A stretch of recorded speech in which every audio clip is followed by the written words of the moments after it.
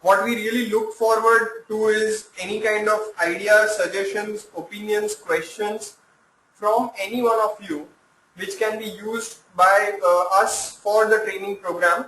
And even suggestions like if someone has some idea, we would be more than willing to share that idea in this 5-10 minutes.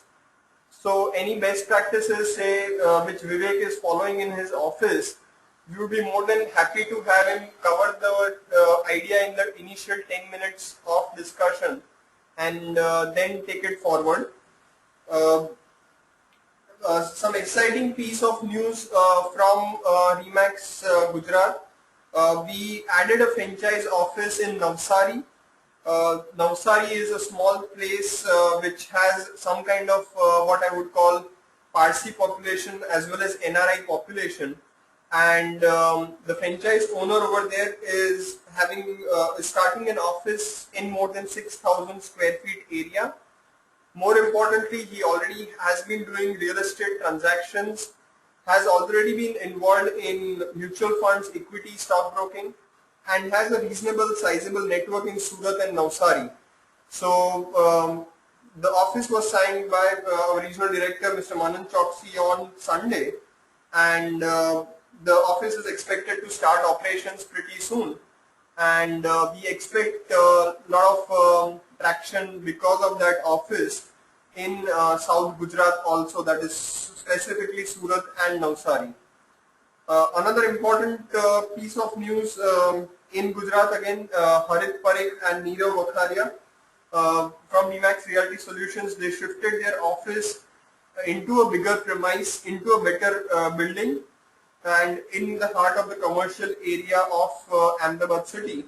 They have done a reasonably nice office, a lot of spending on interiors, but the idea seems to be that they are here for long, and that's what makes it really important. Kudos to them as well as to the entire team for actually shifting and moving into a better location. On this Sunday, that's going to be Dussehra. We have another office inauguration that's going to take place in Pune, and this office is going to be of Mr. Anil Shah and Ramesh Shah by the name of Remax Panorama Realty. This office again takes place or helps us in increasing our footprint in Pune district or Pune city as such, wherein we'll be able to actually specifically look at penetrating the market. Both of them have real estate experience and have been in the trade or in the business for about 7 years now. So they bring sizable and reasonable experience onto the system for us in the Pune city as well, and that again helps us in what I would call increasing the network. I'm sure a lot of offices are adding agents also in their offices, and in a similar way, I'm sure agents are also doing transactions. We really look forward to activating the networks in places like Bhopal, in places like Delhi, Chennai, Hyderabad, and maybe Bangalore for certain developers who are looking to do business in those cities. Exciting piece of news again, we are tying up with a national developer, Lodha developers from Bombay, wherein we are looking to have a national tie-up and work really closely with them for properties sales outside Bombay, outside India in a stronger manner.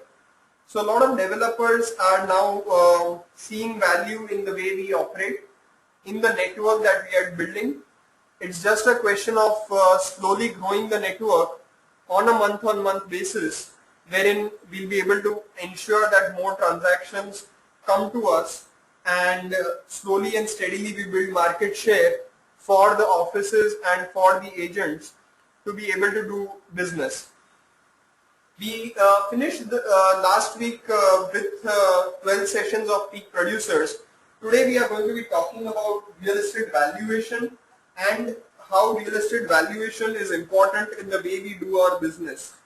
As we all know, real estate valuation as such would be a little technical subject, as in it will talk more about theory, it will talk more about finance, it will talk more about numbers, and it will look a little boring to a certain extent. But just a little bit idea about how real estate valuation works and how people value their property, be it a seller or be it a buyer. All that we are trying to educate them is that how to value the property correctly, and based on that you want to actually show them the fair price that the property can attract. A lot of time is wasted by real estate agents in actually working on wrong property transactions, in actually working on property transactions which are wrongly valued, wherein the seller has a higher expectation, and because of that they are not able to close more transactions. So the point is, if we understand how to value properties, then we'll be able to actually take things forward, and then based on that we'll be actually able to do more transactions. So the understanding or basic understanding of real estate valuation comes from how exactly we understand three basic aspects of valuation. The first aspect obviously is value, how to define value, how to define the price, and how to define the cost. So when I look at how to define value, price, and cost, these three aspects cover, I would say, completely how any kind of valuation can be done. Even if you are doing equity valuation, even if you are doing any kind of mutual fund valuation, ultimately these are the three aspects that we need to understand as to how do you value a certain stock, or how do you value a certain product, at what price and at what cost is it manufactured, so that we really understand or know that what is the exact valuation that we should give for that particular product. So the basic definition of value, if we were to begin from, so value of anything means its worth or utility, as also the qualities inherent on which the utility or worth depends. When we talk of real estate valuation, we consider, or we have to work on what we call as, say for example, we have a 2 BHK flat. The inherent value of the 2 BHK flat is about 1000 square feet of area that it provides to a person who buys that property, and the value is based on that inherent value or on that inherent quality, which is defined or is basically the 1000 square feet area, at which location, at which floor, at which price point becomes a secondary point. But the first thing that you are offering to a customer, or the value that you are offering to customer, is that 1000 square feet area. Now the point is that value can be defined as the power of one commodity to command other commodities in a transaction. So say for example, in original days or in times earlier, you have what I would call initially something what I would call wherein we had a situation wherein barter system was in practice. Now when I talk about barter system, you had something wherein gold was exchanged, or gold was the point of trading, and even if it is any kind of grains, food grains, even if it is any kind of property, even if it is any kind of what I would call cloth material, anything that you wanted to buy, you had a barter system. So same way, when we call it barter system, here what is the barter system is it happens in form of money, and that money is what we are exchanging from one hand to another in exchange of the value that we are getting. So that's where we completely say that value is measured by price point, or value is similar or exchange based on the price that the property commands, and that's what we would agree on. So say for example, a 1000 square feet property might have a valuation of 1 lakh rupees a square feet at Bombay, maybe in the best location in Bombay, and you have a valuation of maybe just 5000 rupees a square feet in a city like Ahmedabad, and maybe even lesser in other cities. So the point is, it depends upon the demand supply gap in that particular area, based on which that commodity or that product has a higher valuation, and based on that you are actually able to attract a higher price or a lower price. Now the point is that when we look at the price, a price is a fact and value is an estimate of what the price ought to be. So say for example, price is actually what you will get as the when you go out to sell. So say for example, I value the property at 80 lakhs, but the actual money that I probably get in hand could be 75 lakhs. So I could be valuing the property at 80 lakhs, but when I go out to sell, when I actually do the transaction, probably the valuation that I get or the money that I make on the property is going to be 75 to 80 lakhs. Similarly, when we look at what I would call the estimate of price and pricing, it always takes place under conditions of marketing depending upon forces of supply and demand.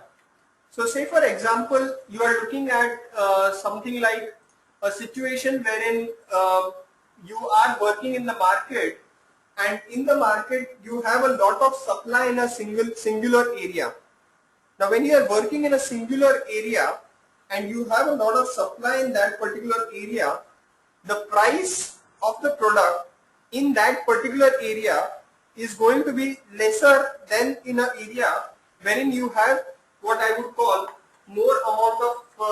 lesser amount of supply coming in.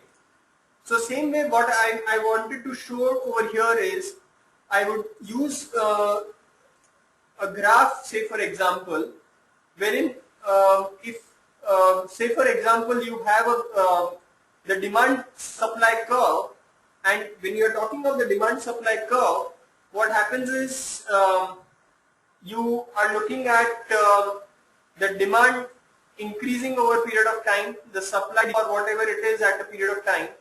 Where the curves actually meet is the place where you call where is the actual value or is the actual property price that you would attract for the property.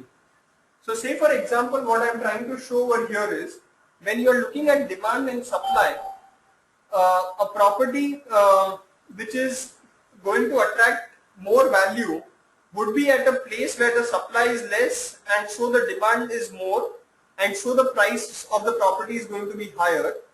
Whereas when we look at the place where the demand is less and the supply is more, the price of that property is going to be lesser.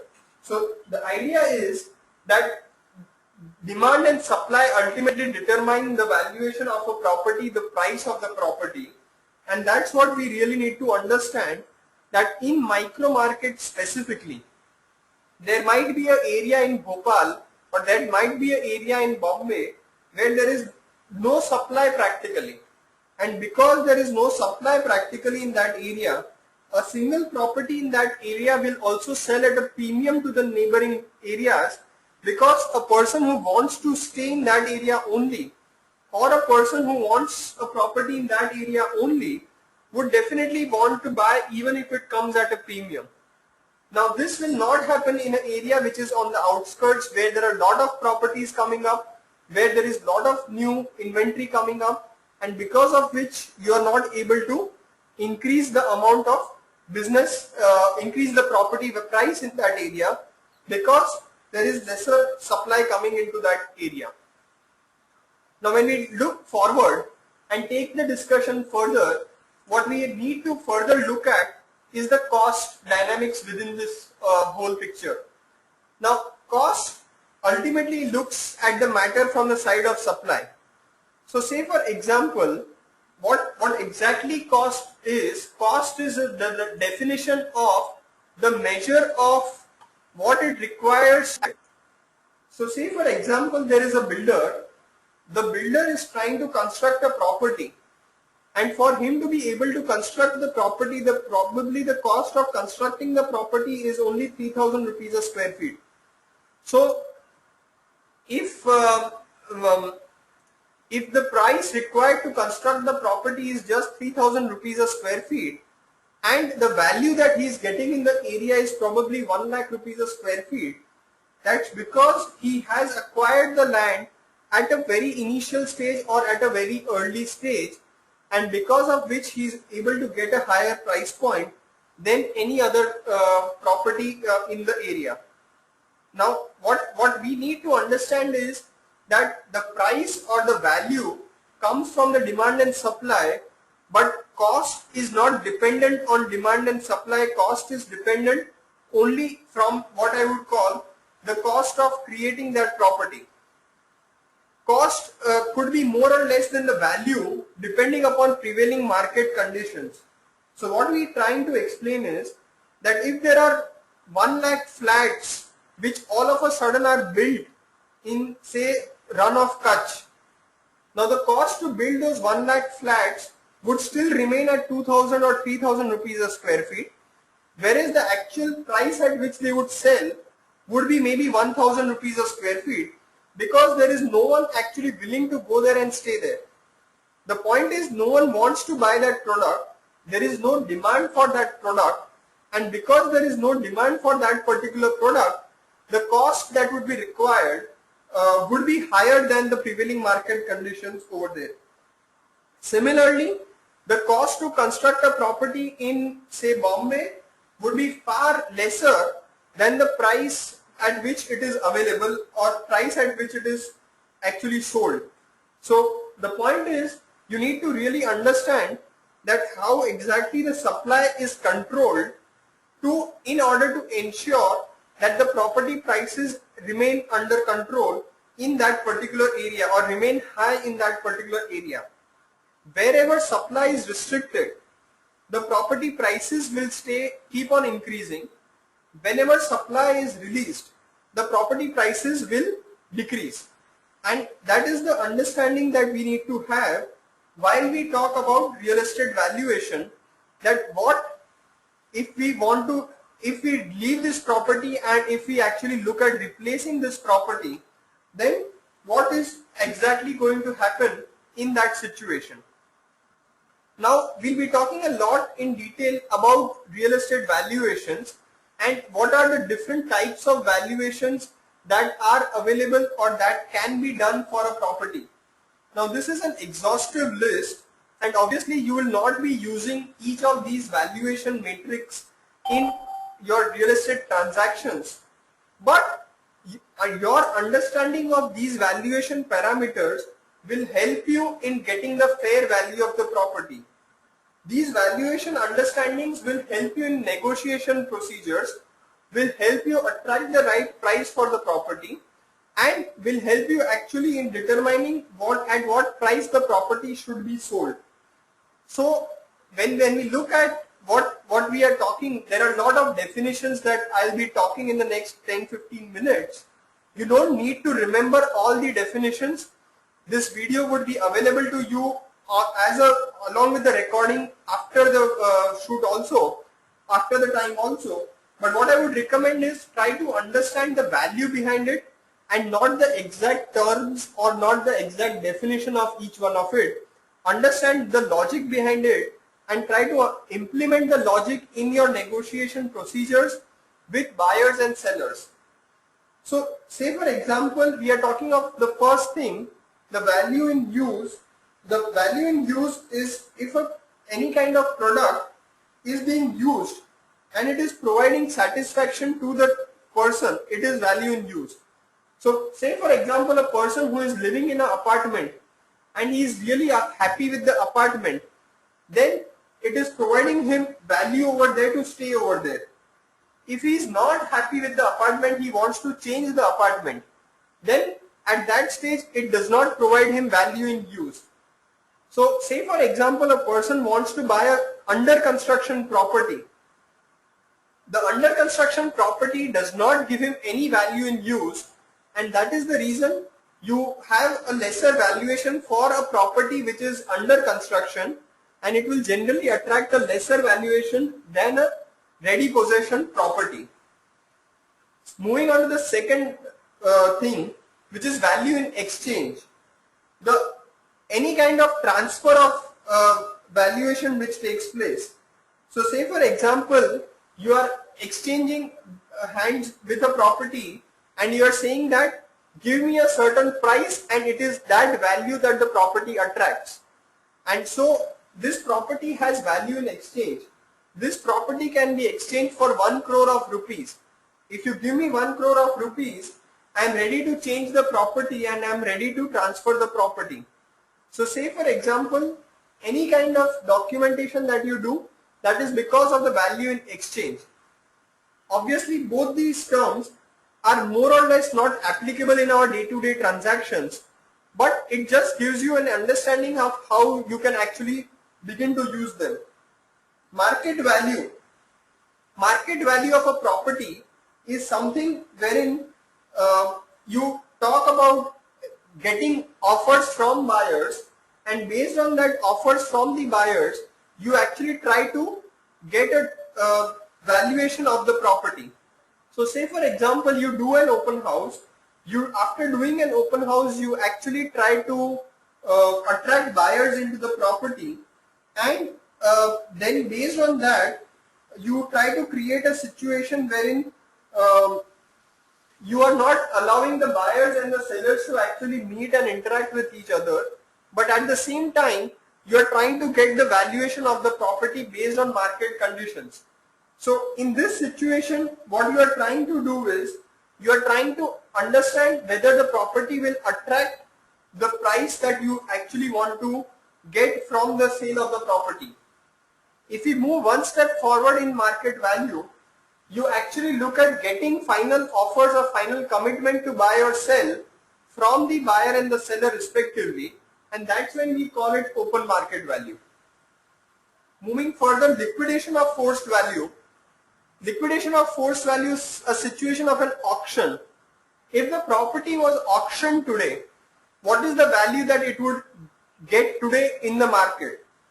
The seller is not willing to wait for the property to get sold, because he wants the money on an immediate value, or he wants the money immediately, and because of which the bank is probably auctioning the property, he has a loan to repay. At that stage, we call it what I would call as liquidation of forced value. When we call it potential value, when do we talk of potential value, is something in a land transaction.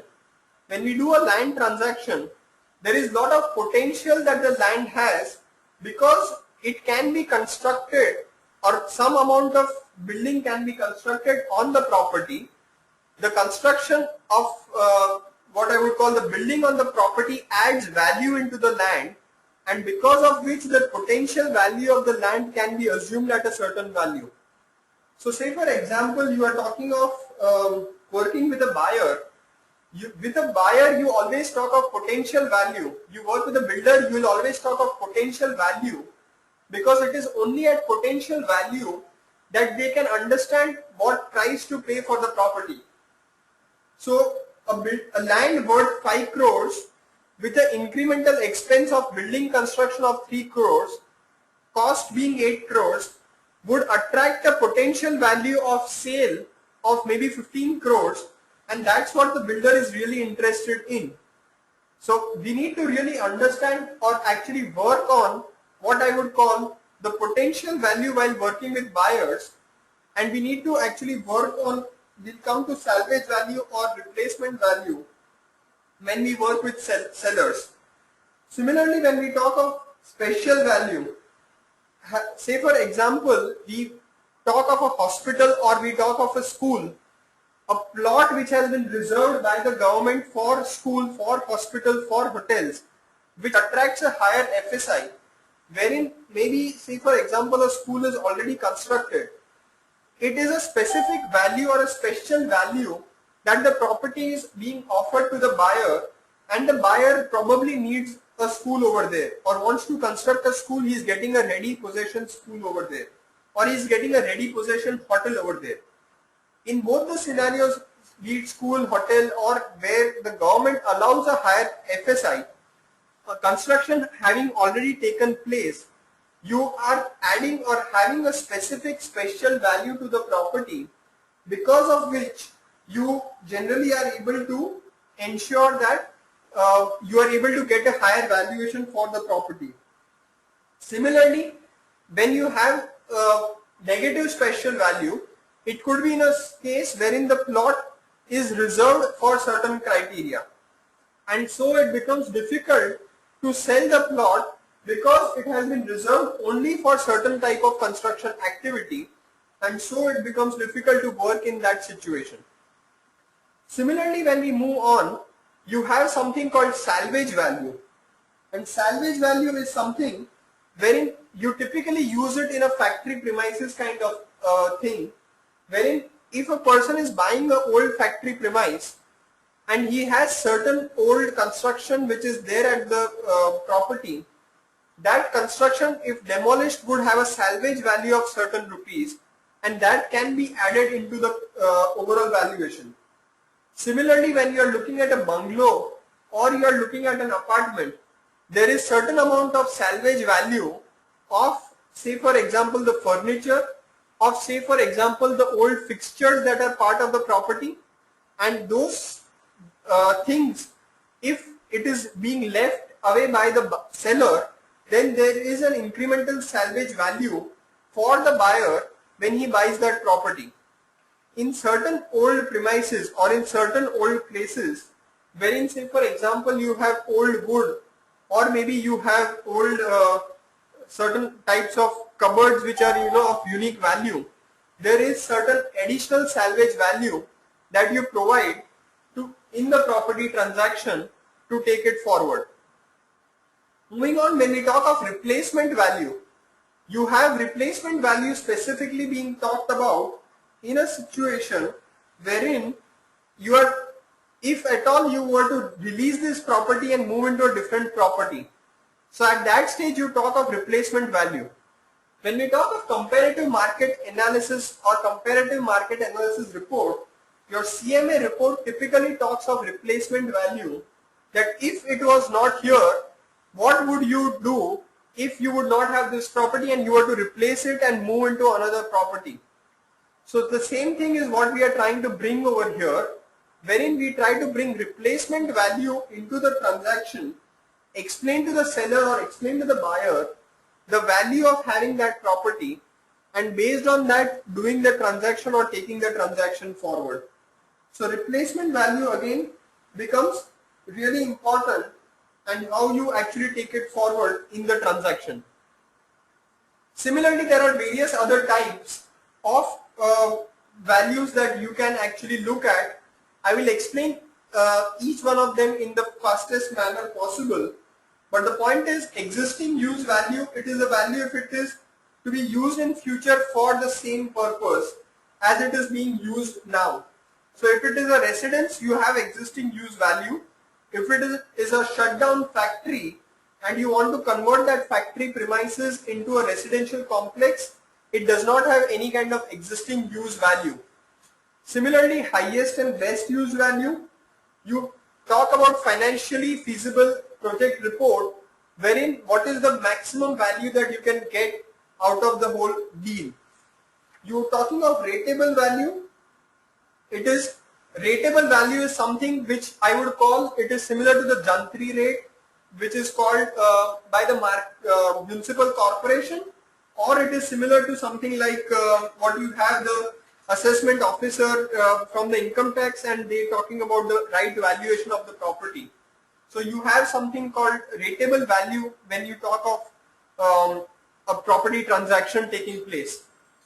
Similarly, when we talk of investment value, it is the value that an investor would get out of that property. He is not going to use the property. He does not have any existing use to the property. It is more in terms of ROI, that is return on investment kind of model that we are talking about, and investment based on that is what we specifically talk in these kind of transactions. Insurance purpose, you talk what is the value in terms of property insurance, and at that stage you talk about insurable value. Similarly, when we talk about deprivable value, it is the money that can be deprived from the assets exist from the disposal of that particular asset, and based on that you have something called deprivable value. Book value is obviously what is being shown on the records of your balance sheet. So say for example the balance sheet valuation of certain companies of the properties that they have bought, maybe just 1 crore rupees, because they bought the asset in maybe 1950.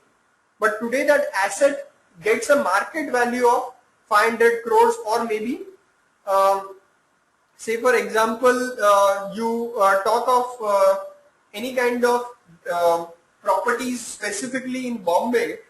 A lot of companies attract a higher book valuation because when they look at the properties that they own and the market value of the properties that they own, it is at a very high book value.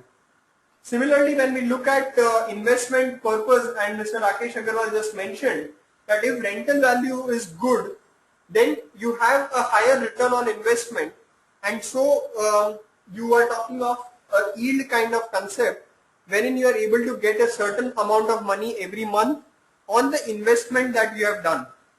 So while you are looking at investment, there are two types of fundamentals you should look at. One is obviously the property appreciation, and second is the yield that you are getting on the property, which is able to actually, you can also look at further taking it up in terms of lease rent discounting, wherein the amount of money you are going to get as rent is the amount of money you pay as EMIs to the bank, and you are able to slowly and steadily build a property by doing this kind of property transaction. Similarly, residual value is something which after the sale of asset, what would be the residual value, the final value. Similarly, reversionary value is when property reverts back to the owner. So say for example, you give the property on rent for 5 years, while the property comes back to you after 5 years, what is the value that the property will give to you at that particular stage, and that's where property appreciation comes in. And last but not the least, the going concern value, wherein it is the value of an established business and the premium you attach to it, be it the tangible assets or the intangible assets of that particular business. I completely understand that you are not going to use these terminologies while doing your transactions, but when you go to a person, you are talking of a comparative market analysis report. You are showing him properties in the same vicinity at different price points. You are showing him properties which are available in the market, and the market value of the property is at a certain price point. All these situations or all these cases, what you are trying to do is, you are trying to find out the intrinsic value of the property or the inherent value of the property, based on which the transaction can be done and taken forward. The basic idea is buyers and sellers would have different opinions about the valuation of their own property for which they want to transact, and it is for those valuations or those discussions or those negotiations is where you have to find out the best or the fair value of the property by giving examples of replacement or investment or what I would call market value, or what I would call book value, residual value, investment value, and try to bring the person to a reasonable level wherein the transaction can actually go forward. The basic purpose, the value of a property depends on the purpose of valuation. So say for example, if you are doing a valuation of a property for land acquisition, obviously the purpose of value for land acquisition would be different for the purpose of mortgaging a property. So you might have a mortgage. Mortgage is typically your rent and EMI concept and the yield that you will get on that property. The valuation that you will have on mortgage property would be different from the valuation that you would do for a land acquisition, because land acquisition would happen on a potential value, whereas mortgage would happen on typically investment value. So you need to understand that the property valuation, the purpose of valuation is really important. You want to sell the property, you want to buy the property, you would have a different perspective to the property transaction, and that's what you need to understand as a broker while you are working with the property transaction. Since valuation is essential for assessing present value of future benefits, certain macroeconomic conditions like inflation, fiscal, monetary policies of government, inflow of FDI, GDP growth also affect the valuation. So say for example, you have, say for example, demand of a certain property. Now today the demand is subdued because economic activity is subdued in Bombay or in across the country. So demand for commercial property is subdued in Bombay. The same demand would be very high because when economic activity picks up maybe 2 years down the line, because of policies of the government, there would all of a sudden be a lot of demand for property or commercial property in Bombay, and at that stage there will be what I would call lesser property transactions available, and based on which you would not be able to take the transaction forward, or in such situations you will not be able to do what I would call specific type of transactions. The last point that I would want to cover in today's training program is the methods that you would use for valuation and how exactly you can work on valuation depending upon the local laws, the local norms, you taking into account the local policies and the local government, and how exactly you can value a property based on those conditions, and based on that what are the approaches you are going to be using to value a certain property. So the first approach to any kind of property valuation is something which is called as market approach, wherein you are talking about sales comparison. When I talk of sales comparison, what you are trying to do is you are trying to compare the value of the property in comparison to available properties in the market. So say for example, you are trying to buy a property in Malabar Hill area. You are trying to find the availability of comparable properties in that area, and based on that you are trying to give a valuation to that particular property. We have talked a lot in detail for comparative market analysis earlier, and the CMA report, the comparative market analysis report, is something that we stress a lot while we work with any seller, because it gives the seller a rough valuation on the property and it gives him an idea as to what is the actual value at which he should consider the transaction to go forward. Now, in a market approach, there are a lot of factors that we need to consider for the transaction. Whether the building is a standalone building or is it part of a complex.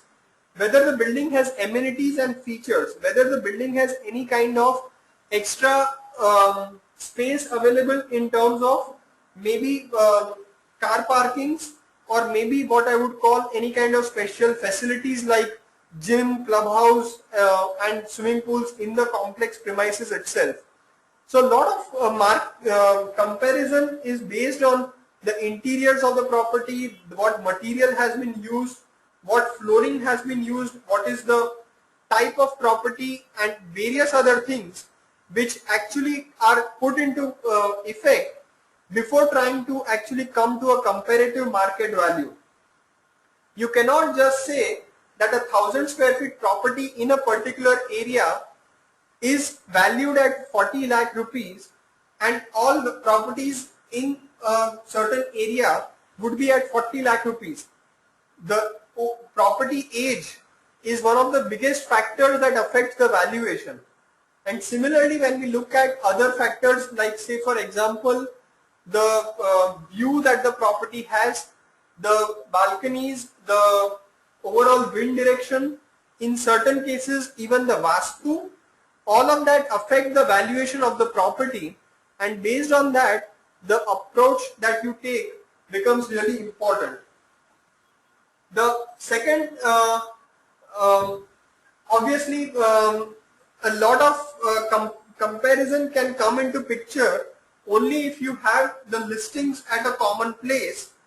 What we ideally would recommend is listing on what I would call having it as what I would call on Remax.in website as suggested by Rakesh Agarwalji, or maybe on any other portals, or using the MLS system that NAR is trying to develop.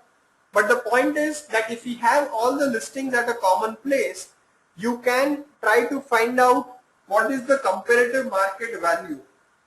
You can also look at newspaper advertisements for properties available for sale. You can look at properties which have been recently transacted, new supply coming in the area and builders putting a certain value for that particular property, and that particular property becoming available for people, or giving a proper comparative market analysis for that particular property transaction. The second approach obviously is the income approach, wherein you are specifically talking of properties which have been taken for investment approach. Properties which have taken for investment, they have two types of incremental: the capitalization or the appreciation in the property value itself. When I talk of appreciation, a property which is probably available for 1 crore rupees today would attract an appreciated value of, say for example, 2 crore rupees after a period of 5 years, and that is the exact incremental value that that property brings in. You also have something what I would call projected income or monthly income that the rent on the property is going to give you. So if a property is giving you a rent of X rupees, there is a certain yield that you are getting on that particular property, and that becomes your income on that property, and that income on property is what you also have to consider while taking the transaction forward.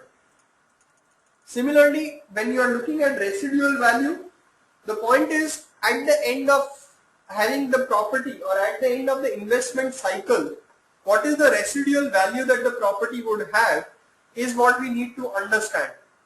A lot of times, a lot of brokers do the mistake of getting investors to invest in properties which have lesser residual value or lesser chances of being resold, and so it becomes difficult for the investor as well as the broker to do more transactions with the same investor. If you as a broker are able to resell the property for the investor at a higher price, it is only then that the investor is going to be able to reinvest into some other property. But if you give him land in, say for example, plotting scheme outside Ahmedabad city, the investor is going to get stuck for maybe 20 years, and you will not be able to do more transactions with the investor for a longer period of time, and so it becomes difficult for you to be able to actually do more transactions with them. The last approach is the cost approach, wherein we talk about the cost of buying the land and cost of constructing the property, which is cost of constructing the building. So say for example, you buy a property for a land worth X rupees, you do construction worth Y rupees, the total valuation of that property is X plus Y. The profit of the builder or the profit of or the cost of marketing that property, cost of running the show in terms of having the builder having his premises and running the entire setup, if you put all of that, then you are having land and building cost, and you are adding the cost of running the builder's office, which is the sales and marketing expense.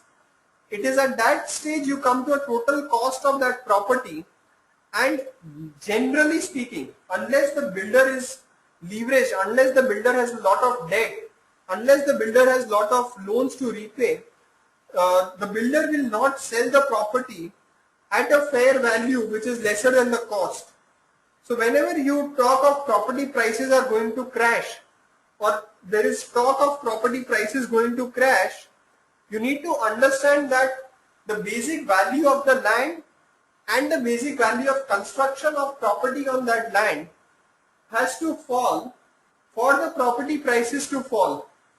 As long as there are builders who are able to sustain themselves with the help of investors without having to go to banks for taking loans, They are not going to sell the property at lesser than the cost value, and because of that you are going to have a situation wherein always the property prices are going to stay high. Today the government has come out with a report wherein they say that the total lending to the real estate sector is at 5 lakh crores. Whether the banks, whether the builders are able to sustain this or keep repaying this money is what depends on how exactly the property prices will behave in the future. This obviously includes lending to individuals and retail customers also, and their ability to repay loans, and increasing valuations of property and their ability to repay loans also becomes important in this kind of situation. So when you are looking at these three approaches, be it the market approach for sellers, be it the income approach for investors, or be it the cost approach for buyers, you have to have a basic idea of all of the three approaches while talking to your investors, buyers and sellers, to be able to give them the exact value and to be able to ensure that they are able to do transactions in a particular manner and are able to arrive at a fair valuation while doing a property transaction. We obviously would want to give them the best possible service, and understanding valuation becomes really important while taking transactions forward with them. The course that is specific to real estate valuation is RICS, that is given by the Royal Institute of Chartered Surveyors. The Royal Institute of Chartered Surveyors is a body, UK based body, and they give a specific degree or RICS degree which is called Royal Institute of Chartered Surveyors, and they teach you over a 3-day or 5-day period specific to the market conditions how you can value properties and try to achieve a degree or mastery in just valuation of properties. You can find more details of that course online as well, and you can actually do advanced training on that subject based on that particular course. This was just an introductory session for real estate valuation. That course would actually get into the depth of things, get into the depth of Excel sheets and how exactly to do valuation to be able to build and deliver more value to your customers. Thank you very much for your time. We look forward to having any questions that you might be having. We'll be sending you some material on this topic for your reading purposes also. So you can download that material also, and based on that material you can actually go through it, read through it, so that you are able to actually understand it even better, and based on that you can actually serve your customers better. Any questions you can type down right now in the chat box, and we can actually take that discussion forward. Any questions from your side right now? Any questions? Well, no questions. Then what we can do is we can call off the training program for today. Thank you very much for your time once again. We look forward to having you every Wednesday morning from 11 o'clock to 12 o'clock and giving you certain inputs in the way you can do your real estate broking business, be it any kind of valuation training programs or such brokerage training programs. We look forward to your presence and taking things forward with you. Thank you very much, and look forward to having you next Wednesday as well.